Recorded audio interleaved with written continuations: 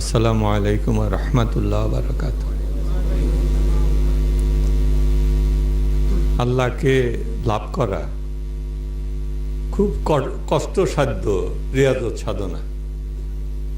আল্লাহকে লাভ করতে হলে যে সাধনা করতে হয়, রিয়াজত সাধনা খুবই কষ্টের, কিন্তু আল্লাহ পাক রহমানুর রাহিম, তিনি দয়াময় প্রভু, তিনি তার বান্দাদেরকে সহজেই মুক্তি দিতে চান। এজন্য কত ব্যবস্থা রেখে দিয়েছেন আমাদের জন্য, যেন আমরা মুক্তি পেতে পারি। আমরা কত সৌভাগ্যবান। এই যে দেখেন, আমরা এই অনুষ্ঠান শুরুর প্রারম্ভেই মিলাদুন নবী তেলাওয়াত করেছি। হযরত আলী রাদিয়াল্লাহু তাআলা, যাকে বলা হয় মওলা আলী, প্রভু আলী, সেই মওলা আলী তিনি বলেছেন, তার পবিত্র জবান থেকে যে কথাগুলো বের হয়েছে প্রত্যেকটাই হাদিস। হাদিসে মাওকুফ বলা হয়, মাওকুফ হাদিস, ওটাকে অস্বীকার করা যাবে না। হযরত আলী রাদিয়াল্লাহু তাআলা আনহু তিনি বলেন যে তোমরা একটা সহজ আমল করো মহব্বতের সঙ্গে, এইটা যদি করতে পারো, এই আমলের উপরে যদি থাকো, তাহলে তোমাদের এমন ভাবে মুক্তিটা হবে যে ওর থেকে সহজ মুক্তির উপায় আর কিছু নাই। কিরকম? তিনি বললেন যে মান আযজামা মৌলুদুন নবী সাল্লাল্লাহু আলাইহি সাল্লাম ওয়া সাবাবা লিকিরাতি, যে ব্যক্তি মিলাদ শরীফকে সম্মান করবে, মিলাদ শরীফকে সম্মান করবে। মিলাদ শরীফ মানে কি? দয়াল নবীজির পবিত্র জন্মের যে আলোচনা, জন্মের আলোচনা, ওইটাই তো মিলাদ।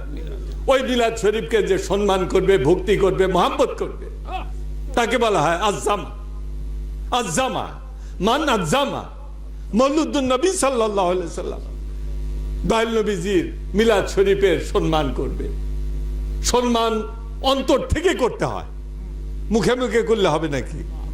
অন্তর থেকে যদি সম্মানটা আসে, মহব্বতটা আসে, তাহলে ওর চিহ্নটা কি? চোখ দিয়ে পানি আসে। জাকের দেরের চিহ্নটা আছে না? আমার হযরত আলী বলেন, এই চিহ্ন বিশিষ্ট যারা, যাদের চোখে পানি থাকবে, অন্তরে মহব্বত থাকবে, দয়াল নবীজি মিলাদ শরীফকে ভক্তি করবে এবং ওই মিলাদ শরীফ তেলাওয়াত করবে, লা ইয়াখরুজু মিনাদ দুনিয়া ইল্লা বিল ঈমান, ওই ব্যক্তি ঈমান ছাড়াই পৃথিবীর থেকে যাবে না। ওয়া ইয়াদখুলুল জান্নাতা বিগাইরিল হিসাব, এবং হাশরের ময়দানে যে হিসাবের মঞ্চ সাজানো হবে, মিজানের পাল্লা সাজানো হবে, ওই রকম কোন হিসাবই তার হবে না। বিনা হিসাবে আল্লাহ পাক তাকে জান্নাতুল ফেরদাউস।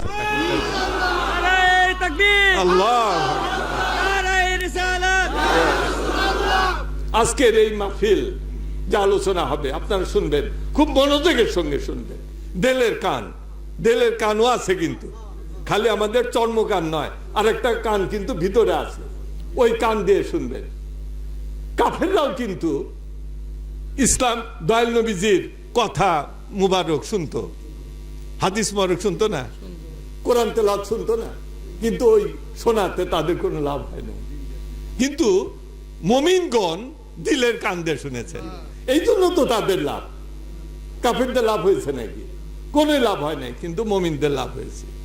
সুতরাং আপনারা এই মাহফিলে যতক্ষণ বসবেন, দিলের কান দিয়ে শুনবেন, তাহলে দেখবেন যে ফায়দা ফায়দা ফায়দা, ফায়দার উপরে ফায়দা আপনারা লাভ করবেন। সুতরাং অধৈর্য হবেন না। আল্লাহ পাক কোরআনের ভিতরে বলেছেন, ইন্নাল্লাহা মা সাবিরিন, আল্লাহ পাক সবুরকারীদের সাথে আছে। আপনারা সবুর করেন, আল্লাহ আপনাদের সাথে থাকবেন। এখন ধারাবাহিকভাবে ওয়াজ নসিহত হবে, আপনারা শ্রবণ করেন।